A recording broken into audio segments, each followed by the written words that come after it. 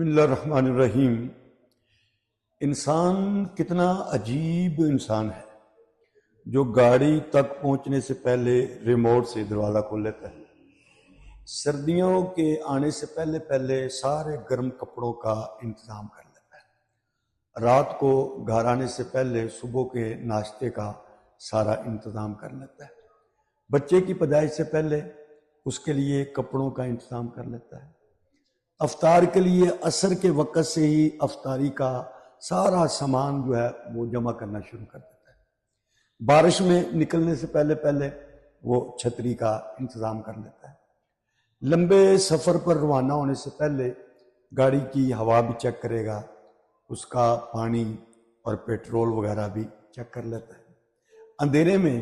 نکلنے سے پہلے ٹارچ کا انتظام کر لیتا ہے،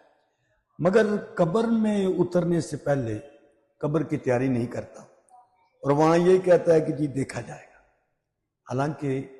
قبر کا معاملہ بہت سخت معاملہ ہے، وہ اندھیری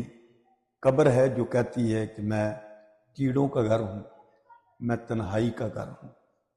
میں مٹی کا گھر ہوں، تو اصل تیاری قبر کی تیاری ہے، یہ پہلی منزل ہے آخرت کی،